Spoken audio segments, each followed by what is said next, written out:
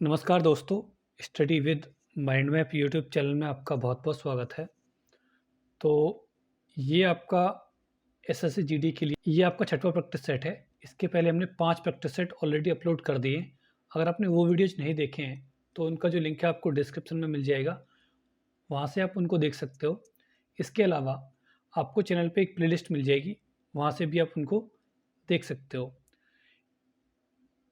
और स्टार्ट करते हैं अपना आज का जो डिस्कशन है और इसमें आपका सबसे पहला क्वेश्चन आता है, भारतीय संविधान में अवशिष्ट शक्तियों का विचार किस देश के संविधान से प्रेरित है? Option A Canada, option B Australia, option C United Kingdom या फिर ऑप्शन डी आयरलैंड। तो यहाँ पे आपका जो राइट ऑप्शन होगा ना, वो होगा आपका ए कनाडा। और वहीं जब मैं बात करता हूँ कि कनाडा से हमने कौन-कौन सी चीज़ें और ली हैं, तो इसमें लिया हमने संघात्मक व्यवस्था, ये हमने कनाडा से लिए। और एक आपकी अवशिष्ट शक्तियाँ, ये दोनों हमने कनाडा से लिए हैं। वहीं जब मैं बात करता हूँ ऑस्ट्रेलिया, तो यहाँ से लिया है हमने समवर्ती सूची।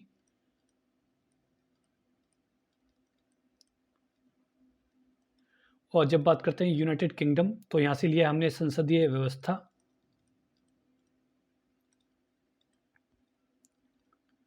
एकल नागरिकता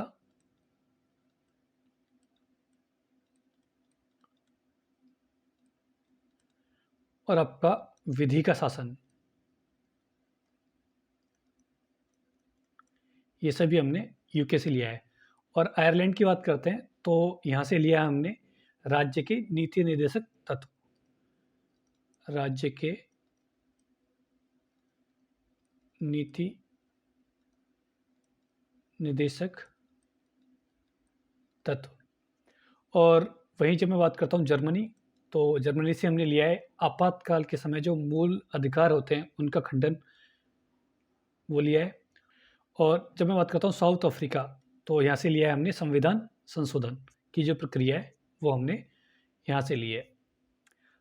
अगला क्वेश्चन आता है आपका, किस अधिनियम ने ईस्ट इंडिया कंपनी के सिविल सेवक की भर्ती के लिए खुली प्रतियोगिता की व्यवस्था लागू की, जिसके बाद भारतीय सिविल सेवा सभी के लिए खुल गई? तो यहाँ पे आपका ऑप्शन है सबसे पहला 1853 का चार्टर एक्ट, या फिर ऑप्शन बी 1858 का भारत सरकार अधिनियम, या फिर option C Brits India act, या फिर ऑप्शन डी रेगुलेटिंग एक्ट 1773। तो यहाँ पे आपका जो राइट ऑप्शन होगा ना, वो होगा आपका ए 1853 का चार्टर एक्ट। वहीं जब मैं 1853 के चार्टर एक्ट की बात करता हूँ, तो इसके समय पे जो भारत के अंदर गवर्नर जनरल था, वो था आपका डलहौजी। और डलहौजी का जो ड्यूरेशन था, वो रहा था आपका 1848 से लेकर के 1856 तक। और डलहौजी ने कुछ इम्पोर्टेंट काम किए जिनको एग्जाम में पूछा जाता है। इसमें सबसे पहले पूछा जाता है कि पीडब्ल्यूडी जो डिपार्टमेंट है, वो किसने इस्टेब्लिश किया। फिर आपसे पूछ सकता है कि जो डॉक्ट्रिन ऑफ लैप्स यानी हड़प की नीति, जो किसने स्टार्ट की, तो वो की डलहौजी ने। फिर आपसे पूछ सकता है कि वीडो रीमैरिज एक्ट 1856 ये किसके समय पारित हुआ, तो ये हुआ डलहौजी के समय। फिर आपसे पूछ सकता है कि 16 अप्रैल 1853 को सबसे पहली बार जो ट्रेन चली, वो मुंबई से थाने, तो वो किसके समय चली, ये आपसे पूछ सकता है। तो इसका आंसर होगा डलहौजी। तो ये सभी क्वेश्चन तो पूछे जा सकते हैं डलहौजी से। और जब मैं बात करता हूँ 1858 का भारत सरकार अधिनियम, तो इसमें कुछ महत्वपूर्ण बदलाव हुए। सबसे पहला बदलाव ये हुआ कि जो शासन था अभी तक बीईआईसी, ब्रिटिश ईस्ट इंडिया कंपनी के द्वारा चलाया जा रहा था, वो शासन इसका ख़त्म हुआ और यहाँ से जो क्राउन का जो शासन था, वो स्टार्ट हो गया। और ब्रिटिश ईस्ट इंडिया कंपनी के समय पे जो गवर्नर जनरल का जो पद था, उसको बदल करके अब वायसराय बना दिया गया। और ये जो एक्ट है आपका 1858 का भारत सरकार अधिनियम एक्ट, इसको भारत को अच्छा बनाने वाला कानून भी बताया गया। ये आपसे पूछ सकता है। वहीं अगर मैं बात करता हूँ पिट्स इंडिया एक्ट, जब मैं पिट्स इंडिया एक्ट की बात करता हूँ, तो ये है आपका 1784 में। तो कंपनी का काम क्या था? कंपनी का काम था व्यापार करना और राजनीति करना। यानी जो कंपनी के व्यापारिक मामले थे और जो आपके राजनीतिक मामले थे, दोनों को यहाँ पे अलग-अलग कर दिया गया। और जो आपके राजनीतिक मामले थे, उसको नियंत्रण बोर्ड देखता था और जो व्यापारिक मामले थे, उसको आपका निर्देशन मंडल देखता था। वहीं जब मैं बात करता हूँ 1773 के रेगुलेटिंग एक्ट के बारे में, तो यहाँ से जो ब्रिटिश शासन था, उसकी नींव रखी गई और यहाँ पे जो बंगाल का जो गवर्नर था, उसके अंदर मद्रास और मुंबई दोनों के जो गवर्नर थे, इसके अंडर आते थे। अगला क्वेश्चन आता है आपका, दक्षिण भारतीय वंश विजयनगर साम्राज्य किस राजा द्वारा स्थापित किया गया था? Option A Nandivardhan, option B Harihar प्रथम, ऑप्शन सी बिंदुसार या फिर ऑप्शन डी दंतिदुर्ग। तो यहाँ पे आपका जो राइट ऑप्शन होगा ना, वो होगा आपका बी हरिहर प्रथम। वहीं जब मैं बात करता हूँ विजयनगर साम्राज्य के बारे में, तो ये जो साम्राज्य था आपका 1336 से लेकर के 1646 तक चला और इसकी जो नींव थी वो हरिहर और बुक्का नाम के जो दो भाई थे, उन्होंने रखी। और ये जो दोनों भाई थे वो तुगलक वंश का जो शासक था मोहम्मद बिन तुगलक, उसके यहाँ पे सैनिक थे और इन्होंने अपनी जो राजधानी थी उसको बनाया हम्पी। और जब मैं बात करता हूँ विजयनगर साम्राज्य की, तो यहाँ पे कुल 4 वंशों ने शासन किया है। सबसे पहला था यहाँ पे संगम वंश, दूसरा था आपका सालोब वंश और तीसरा था आपका तुलुप वंश और चौथा आपका अरविदु वंश। अगला क्वेश्चन आता है आपका, कौन सी पर्वत श्रेणी में दुनिया की दूसरी सबसे ऊंची चोटी केटू स्थित है? ऑप्शन ए पीरपंजाल पर्वतमाला, ऑप्शन बी धौलाधार पर्वतमाला, ऑप्शन सी जास्कर पर्वतमाला या फिर डी ईस्ट काराकोरम पर्वतमाला। तो यहाँ पे आपका जो राइट ऑप्शन होगा ना, वो होगा आपका डी ईस्ट काराकोरम पर्वतमाला। वहीं जब मैं बात करता हूँ हिमालय के बारे में, तो हिमालय की जो एवरेज हाइट है वो कितनी है? वो है आपकी 6100 मीटर। वहीं जब मैं बात करता हूँ हिमालय की जो सबसे ऊंची चोटी है, वो है आपकी माउंट एवरेस्ट और जो कि है आपकी नेपाल के अंदर। तो माउंट एवरेस्ट को नेपाल के अंदर क्या बोला जाता है? तो इसको बोला जाता है आपका सागरमाथा। और इसकी जो ऊंचाई है वो कितनी है? तो वो है आपकी 8848.86। और वहीं जब मैं बात करता हूँ कि भारत के अंदर हिमालय की सबसे ऊंची चोटी कौन सी है, तो वो है आपकी K2 और इसकी जो लंबाई है वो है आपकी 8611 मीटर। अगला क्वेश्चन आता है आपका, निम्न में से कौन सी नदी गंगा की एक सहायक नदी नहीं है? Option A Betwa, option B Chambal, option C Bhima या फिर ऑप्शन डी गोमती। तो यहाँ पे आपका जो राइट ऑप्शन होगा ना, वो होगा आपका सी भीम नदी। और जब मैं बात करता हूँ गंगा नदी के बारे में, तो गंगा का जो उद्गम है हिमालय में गोमुख नाम के स्थान पर, जो आपकी गंगोत्री हिमनद है या फिर कहें कि गंगोत्री जो ग्लेशियर हैं, वहाँ से हुआ है। और गंगा की जो कुल लंबाई है वो है आपकी 2525 किलोमीटर।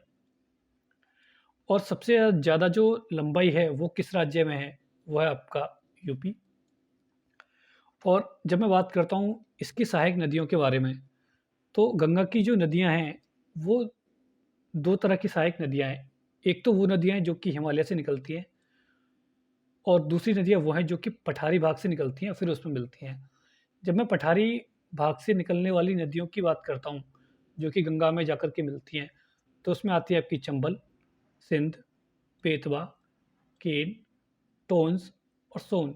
ये इसकी महत्वपूर्ण नदियाँ हैं। वहीं जब हम बात करते हैं कि वो नदियाँ जो हिमालय से निकलती हैं, उसमें आती हैं सबसे पहले आपकी यमुना, जो कि सबसे बड़ी सहायक नदी है इसकी।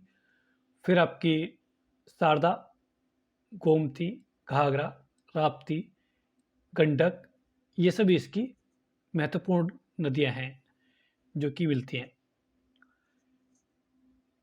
अगला क्वेश्चन आता है आपका, भारत रत्न प्राप्त करने वाले किस व्यक्ति का जन्मदिन विज्ञान दिवस के रूप में मनाया जाता है? Option A J R D. Tata, option B M Visvesvaraya, option C Abdul Kalam Azad, या फिर option D C V Raman. तो यहाँ पे आपका जो राइट ऑप्शन होगा ना, वो होगा आपका डी सी वी रमन। तो जब मैं सी वी रमन की बात करता हूँ, इनको जो नोबेल प्राइज़ मिला, वो मिला आपका वर्ष 1930 में। और इन्होंने जो खोज की, वो किया आपका रमन इफेक्ट।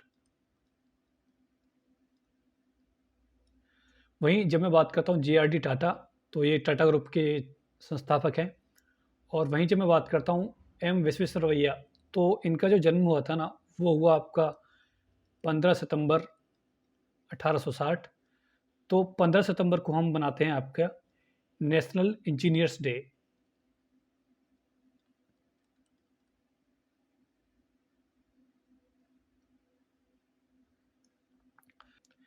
और जब मैं अब्दुल कलाम आज़ाद की बात करता हूँ, तो ये स्वतंत्र भारत के पहले शिक्षा मंत्री थे। और इनके जो जन्मदिन होता है, उसको हम शिक्षा दिवस के रूप में मनाते हैं। अगला क्वेश्चन आता है आपका, किन ग्रहों की कक्षाओं के मध्य क्षुद्र ग्रहों की बेल्ट है? ऑप्शन ए बृहस्पति और Shani, option B Uranus Uranus और नेपच्यून, ऑप्शन सी मंगल और बृहस्पति, या फिर डी शनि और यूरेनस। तो यहाँ पे आपका जो राइट ऑप्शन होगा ना, वो होगा आपका सी मंगल और बृहस्पति। तो यह है आपका एक मैप। और यहाँ पे आप देख सकते, ये है आपका मंगल और ये है आपका जुपिटर यानी बृहस्पति। और ये जो आपको बेल्ट दिख रही है, ये है आपकी एस्टेरॉयड बेल्ट, इसको बोलते हैं क्षुब्ध ग्रह। अगला क्वेश्चन आता है आपका, त्रिपिटक किसके पवित्र ग्रंथ हैं? Option A Bauddh, option B Jain, option C Hindu, या फिर ऑप्शन डी इनमें से कोई नहीं। तो यहाँ पे आपका जो राइट ऑप्शन होगा ना, वो होगा आपका ए बौद्ध। तो जब मैं त्रिपिटक की बात करता हूँ, तो इसके अंदर आते हैं आपके सबसे पहला विनय पिटक, फिर दूसरा आता है आपका सुत्त पिटक, और तीसरा आता है आपका अभिधम पिटक। जब मैं विनय पिटक की बात करता हूँ, तो इसमें जो भिक्षु होते हैं, उनके अनुशासन की बातें लिखी हुई हैं। और जब मैं सुत्त पिटक की बात करता हूँ, तो इसमें बुद्ध के जो उपदेश हैं, उनका संग्रह है। और जब मैं अभिधाम पिटक की बात करता हूँ, तो इसमें जो बुद्ध की शिक्षाओं का जो दर्शन है, वो दिया गया है।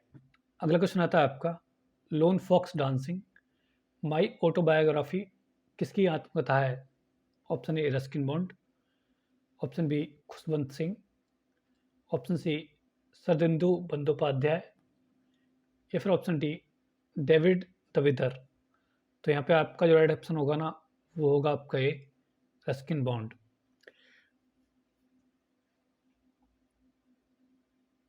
इसके अलावा कुछ और फेमस जो राइटर हैं, उनकी जो बुक्स हैं आपको याद होनी चाहिए। जैसे आप कहें अरविंद अडिगा, तो इनकी बुक है दी वाइट टाइगर।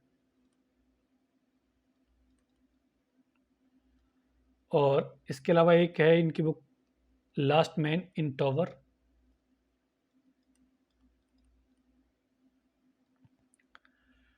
और फिर आपके दूसरे जो राइटर हैं, वो हैं विक्रम सेठ। तो इनकी एक बुक है दी golden gate.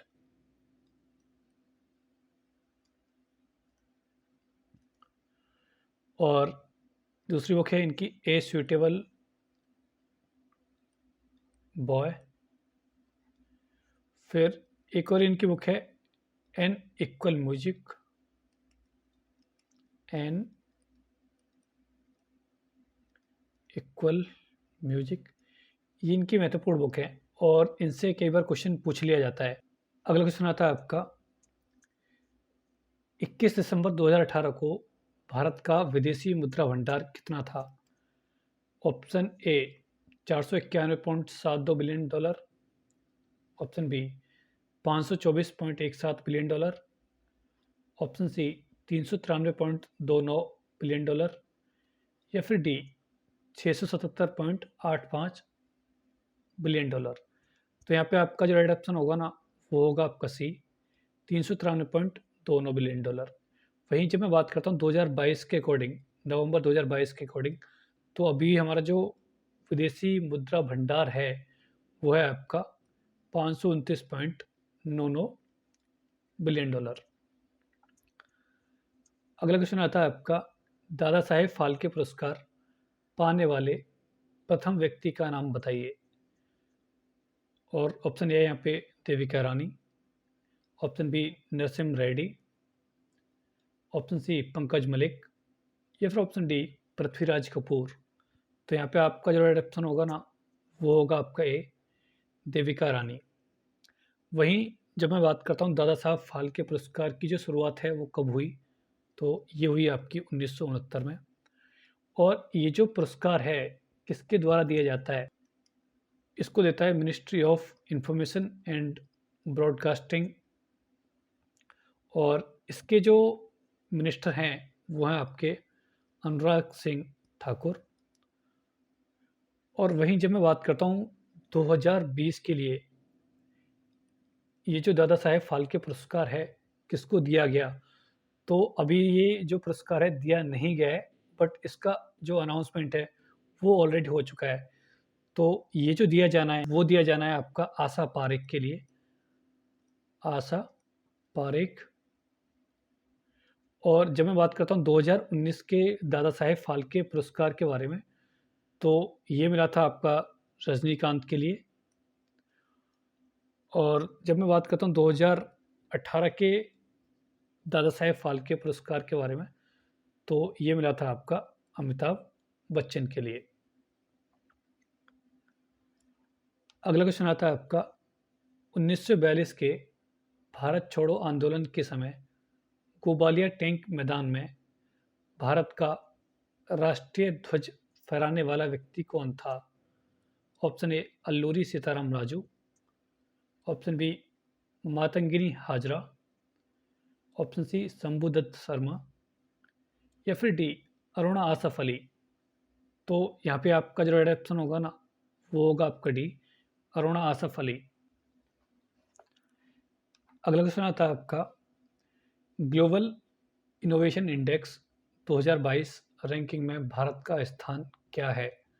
Option A 66, option B 40, option C 86, या फिर ऑप्शन डी 43। तो यहाँ पे आपका जो राइट ऑप्शन होगा ना, वो होगा आपका बी 40। इसके अलावा कुछ और इंडेक्स हैं जो कि आपको याद होनी चाहिए।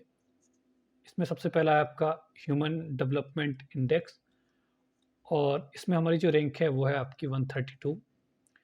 फिर आता है आपका ग्लोबल हंगर इंडेक्स, और इसमें हमारी जो रैंक है वो है आपकी 107। फिर आता है आपका वर्ल्ड प्रेस फ्रीडम इंडेक्स, तो इसमें हमारी जो रैंक है वो है आपकी 150, 150। फिर आता है आपका वर्ल्ड हैप्पीनेस रिपोर्ट, और इसमें जो हमारी रैंक है वो है आपकी 136। फिर आता है आपका ग्लोबल इनोवेशन इंडेक्स, तो इसमें हमारी जो रैंक है वो है 40। फिर आता है आपका ग्लोबल जेंडर गैप रिपोर्ट, और इसमें हमारी जो रैंक है वो है आपकी 135। फिर आता है आपका एक वर्ल्ड कॉम्पिटिटिवनेस इंडेक्स, और इसमें हमारी जो रैंक है वो है आपकी 43। तो ये सभी जो रैंकिंग है 2022 के अकॉर्डिंग है। तो आपको ये सभी जो रैंकिंग है याद रखनी है, क्योंकि इनसे क्वेश्चन एक पूछा जा सकता है। अगला क्वेश्चन आता है आपका, मिस वर्ल्ड का खिताब जीतने वाली पहली भारतीय और एशियाई महिला का नाम बताइए। Option A Tara Anne Fonseca, option B Zeenat Aman, option C Reita Faria, या फिर डी डायना हेडन।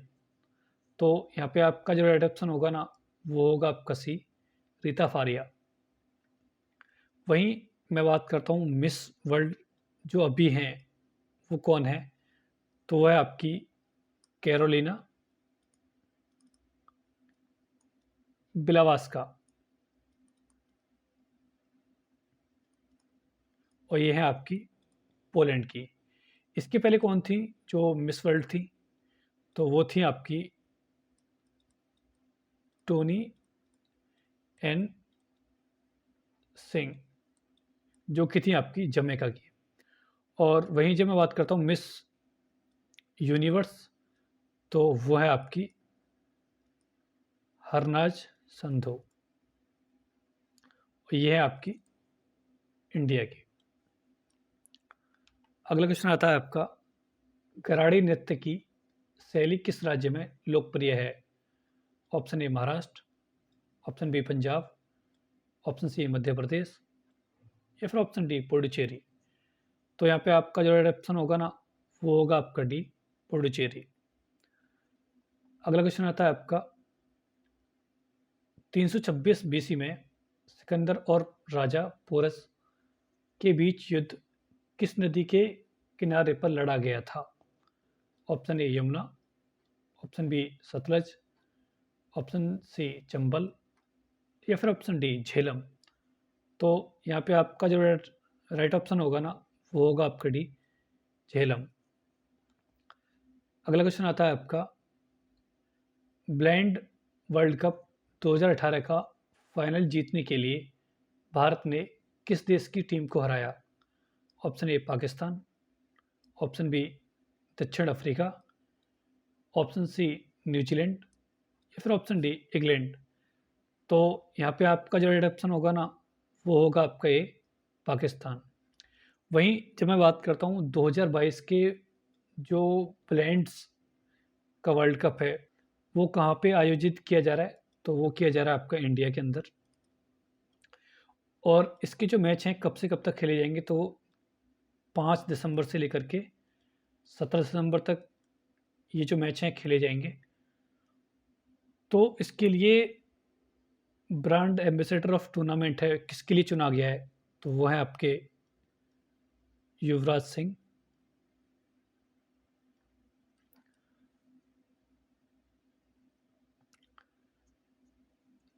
अगला क्वेश्चन आता है आपका, कौन सी लिपि कन्नड़ और तेलुगु की लिपि के तौर पर विकसित हुई? Option A Brahmi, option B Sharada, option C Grantha, या फिर ऑप्शन डी कदम्ब। यहाँ पे जो आपका राइट ऑप्शन होगा, वो होगा आपका डी कदम्ब। अगला क्वेश्चन आता है आपका, 2018 प्रीमियर लीग फाइनल किस टीम ने जीता? Option A kings 11 Punjab, option B Rajasthan royals, option C Kolkata knight riders, या फिर डी चेन्नई सुपर किंग्स।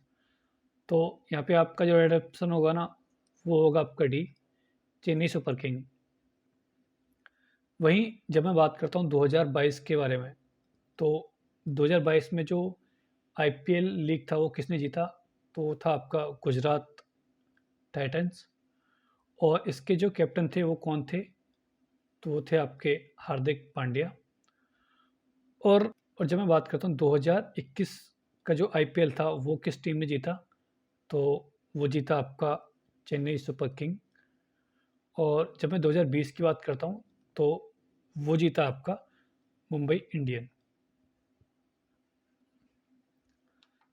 अगला क्वेश्चन आता है आपका, निम्नलिखित में से कौन सा एक संवैधानिक निकाय है? ऑप्शन ए लोकपाल और लोकायुक्त, ऑप्शन बी राज्य सूचना आयोग, ऑप्शन सी नियंत्रक एवं महालेखा परीक्षक, या फिर डी केंद्रीय सतर्कता आयोग। तो यहाँ पे आपका जो राइट ऑप्शन होगा ना, वो होगा आपका सी नियंत्रक एवं महालेखा परीक्षक। अगला क्वेश्चन आता है आपका, कौन सी मांसपेशी कनपटी की हड्डी को जबड़े से जोड़ती है? Option A masseter, option B deltoid, option C soleus, या फिर ऑप्शन डी पेक्टोरेलिस मेजर। तो यहाँ पे आपका जो राइट ऑप्शन होगा ना, वो होगा आपका ए मेसिटर। अगला क्वेश्चन आता है आपका, लोक कला, नृत्य, संगीत और नाटक की वह शैली कौन सी है जो केरल में ओणम त्योहार के दौरान बाघ के शिकार की कहानी प्रस्तुत करती है? Option A Madai, option B Minjar, option C Karma, या फिर डी पुलिकाली। तो यहाँ पे आपका जो राइट ऑप्शन होगा ना, वो होगा आपका डी पुलिकाली। अगला क्वेश्चन आता है आपका, केंद्रीय बजट 2018 में स्वयं सहायता समूहों को दिए जाने वाले ऋण की राशि कितनी बढ़ाई गई है? Option A 55,000 crore, option B 35,000 crore, option C 75,000 crore, या फिर डी 15,000 करोड़। तो यहाँ पे आपका जो राइट ऑप्शन होगा ना, वो होगा आपका सी 75,000 करोड़। अगला क्वेश्चन आता है आपका, 2018-19 के लिए मड़वा का न्यूनतम समर्थन मूल्य कितना है? तो ऑप्शन ए 2897 प्रति कुंटल, ऑप्शन बी 1950 प्रति कुंटल, ऑप्शन सी 2430 प्रति कुंटल, या फिर डी 5150 प्रति कुंटल। तो यहाँ पे आपका जो राइट ऑप्शन होगा ना, वो होगा आपका ए 2897 प्रति कुंटल। यहाँ पे कुछ जो फेमस क्रॉप्स हैं जिनका एमएसपी जो रेट है वो दिया हुआ है, जैसे पैडी क्रॉप्स जो भी हैं आपकी, उसका जो एमएसपी है 1940, और पैडी क्रॉप में ग्रेड ए की 1960, ज्वार 2738, फिर बाजरा 2250, रागी 3377। तो ये सभी आप एक बार देख सकते हो।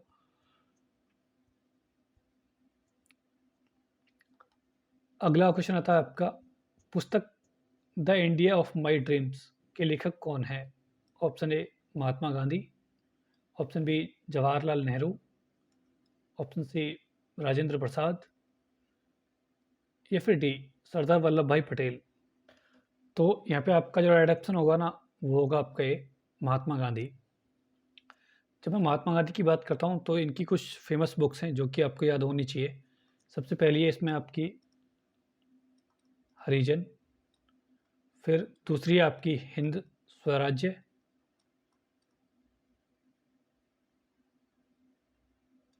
फिर फिर नेक्स्ट है इनकी माई एक्सपेरिमेंट विद ट्रुथ,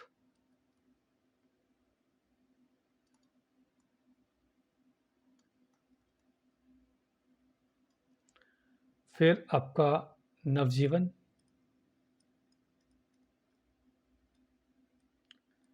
फिर आपका यंग इंडिया। ये इनकी फेमस बुक्स थी। और जब मैं बात करता हूँ जवाहरलाल नेहरू, तो इनकी जो फेमस बुक थी आपकी, वो है डिस्कवरी ऑफ इंडिया,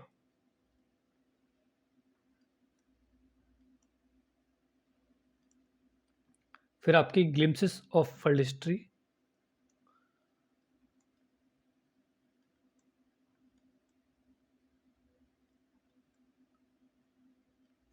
फिर आपकी मेरी कहानी। ये इनकी फेमस बुक्स थी। और जब मैं बात करता हूँ राजेंद्र प्रसाद, तो इनकी थी आपकी इंडिया डिवाइडेड। तो ये था हमारा आज का प्रैक्टिस सेट नंबर 6। और इसके अलावा अगर आपने हिंदी के प्रैक्टिस सेट वाली वीडियोस नहीं देखे हैं तो उनका जो लिंक है आपको डिस्क्रिप्शन में मिल ही जाएगा। इसके अलावा आपको चैनल पे प्लेलिस्ट मिल जाएगी, वहाँ से भी आप उनको देख सकते हैं। तो अगर आपको वीडियो अच्छा लगा है तो वीडियो को लाइक करिए, चैनल को सब्सक्राइब करिए और ज़्यादा से ज़्यादा लोगों के साथ शेयर भी करिए। मिलते हैं आपको नेक्स्ट वीडियो में। धन्यवाद।